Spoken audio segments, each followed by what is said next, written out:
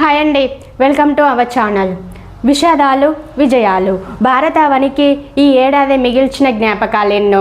ఒకసారి ఆ జ్ఞాపకాలను నెమరు వేసుకుందాం. అయోధ్య రామ మందిరం శతాబ్దాల కల సాకారమైన రోజు. పరిణతి తీర్పు. మెజారిటీ వస్తుందని ఊహించిన వారికే షాక్ ఇచ్చిన ప్రజలు. వయనాడ్ విలయం, ఉత్తరప్రదేశ్ ఘటన, ఆర్జికర్ ఘటన. సో ఇలా ఎన్నో ఘటనలలో మనం చదువుకుంటూనే ఉన్నాం, న్యూస్ పేపర్లలో చూస్తూనే ఉన్నాం. కొన్ని విషాదాలు అయితే కొన్ని విజయాలు. అయితే 2024లో అసలు ప్రముఖంగా న్యూస్లో వచ్చినటువంటి అన్ని విషయాలని మనం ఒకసారి చూద్దాం. అయోధ్య రామ మందిరం జనవరి 22, 2024న అయోధ్య రామ మందిరంలో బాలరాముడి విగ్రహానికి ప్రాణప్రతిష్ఠ చేసిన రోజు. యావత్ హిందూ ప్రజలందరూ కూడా భక్త నీరాజనం పలికిన రోజు. రాముడికి భక్త నీరాజనం పలికిన రోజు. ప్రపంచమంతా ఉన్నటువంటి భారతీయులు గర్వించదగ్గ రోజు జనవరి 22, 2024. ఎన్ని శతాబ్దాలైనా చరిత్రలో ఒక రోజు అనేది ఉంటుంది. ఆ చరిత్రలో జనవరి 22ని అసలు ఏ హిందువు మర్చిపోరు అనేది జగమెరిగిన సత్యం. ఈ 2024 జనవరి 22 ప్రముఖంగా నిలిచే రోజు అని మనం చెప్పుకోవచ్చు. ఇక్కడ మరి ఇంకేమున్నాయి ఇలాంటి రోజులు, అసలు ఏమున్నాయి ఇలాంటి ఘటనలు, ఒక్కొక్కటిగా చూద్దాం. అండ్ నెక్స్ట్ థింగ్ ఈజ్ పరిణతి తీర్పు అంటే లోక్సభ 543 లోక్సభ స్థానాలు ఉన్నాయని మనకు అందరికీ తెలిసిన విషయమే. అయితే మోదీ గవర్నమెంట్ ఏమనుకున్నారంటే ఖచ్చితంగా మెజారిటీ వస్తుంది, ఈసారి హ్యాట్రిక్ సాధిస్తామనేసి అనుకున్నారు. అయితే ఇక్కడ ప్రజలు హ్యాట్రిక్ని ఇచ్చారు కానీ మెజారిటీ మాత్రం ఇవ్వలేదు. మెజారిటీని మిస్ చేసి అక్కడ హ్యాట్రిక్ని ఇచ్చారన్నమాట. At the same time Congress కొంచెం బలపడిందనే చెప్పవచ్చు. అంటే కాంగ్రెస్ జోడో యాత్ర వల్ల కాంగ్రెస్ బలంగా నిల్చుందని చెప్పవచ్చు. అండ్ నెక్స్ట్ థింగ్ ఈజ్ దివికెగిసిన దిగ్గజాలు. అంటే ఈ ఇయర్లో జనవరి నుండి డిసెంబర్ వరకు ప్రముఖ దిగ్గజాలు దివికెగిశారన్నమాట. వీరిలో పాలి ఎస్ నారీమన్ గారు ప్రముఖ న్యాయ కోవిదులు, జాకిర్ హుస్సేన్ శ్రీ తబల వాయిద్యకారులు అన్నమాట. ప్రముఖ కూచిపూడి నాట్యకారులు అయినటువంటి యామిని కృష్ణమూర్తి గారు. వీరే కాకుండా మన మాజీ ప్రధాని, రాజనీతిజ్ఞులు, ఆర్థికవేత్త, ఆర్థిక సంస్కర్త అయినటువంటి శ్రీ మన్మోహన్ సింగ్ గారు కూడా ఒకరి వెనకాల ఒకరు మరణించి భారతావనికి దిగ్భ్రాంతిని మిగిల్చారు. అండ్ నెక్స్ట్ థింగ్ ఈజ్ ఎన్నికల బాండ్ల పథకంపై ఇక్కడ సుప్రీంకోర్టు కేంద్రానికి షాక్ ఇచ్చిందండి. అయితే ఎన్నికల బాండ్ల పథకం అనేది రాజ్యాంగ విరుద్ధం. అసలు ఎన్నికల బాండ్ల పథకం ద్వారా పార్టీలకు విరాళాలు అందించడం అనేది ఆర్టీఐకి అంటే రైట్ టు ఇన్ఫర్మేషన్ హక్కుకి, సమాచార హక్కు 2005కి అసలు ఇది విరుద్ధంగా ఉంది. అందుకే రాజ్యాంగ విరుద్ధమని ఎన్నికల బాండ్ల పథకంపై సర్వోన్నత న్యాయస్థానం తీర్పునిచ్చింది. నెక్స్ట్ థింగ్ ఈజ్ వయనాడ్ విలయం. ప్రకృతిని అసలుకి అందుబాటులోకి తీసుకోకుండా, అంటే ప్రకృతి గురించి అసలు ఏమాత్రం పట్టించుకోకుండా అభివృద్ధి అనేది చేస్తూ పోతే అసలు ఎలాంటి ఘటనలు చోటు చేసుకుంటాయి అనే విషయం పైన హెచ్చరించిన ఘటన ఈ వయనాడ్ విలయం అన్నమాట. అక్కడ ఉన్నటువంటి కేరళలో జరిగినటువంటి వయనాడ్ విలయం ద్వారా 230కి పైగా మరణాలు సంభవించాయి. ఇప్పటికీ 120 మందికి పైగా అసలు వాళ్ళ ఆచూకీ తెలియలేదన్నమాట. ఈ ఘటన అనేది యావత్ దేశాన్ని ఎంతో విషాదంలోకి నెట్టివేసింది. ఉత్తరప్రదేశ్లో జరిగినటువంటి బోలీబాబా ఘటన.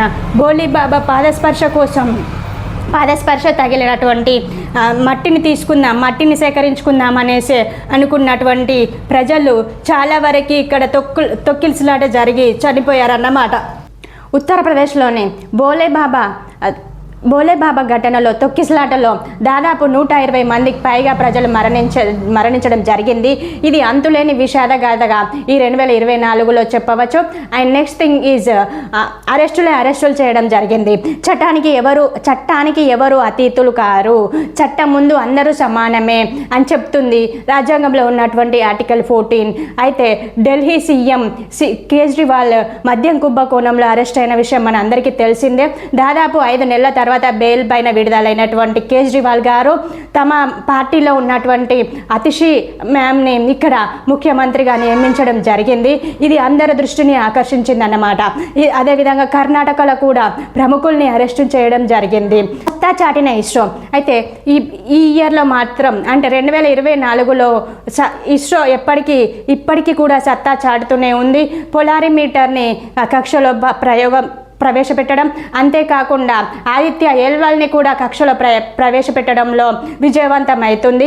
ఈ పొలారిమీటర్ని ప్రయోగించడం కానీ ఆదిత్య ఎల్వల్ని ప్రయోగించడంలో కానీ విజయవంతమైందన్నమాట.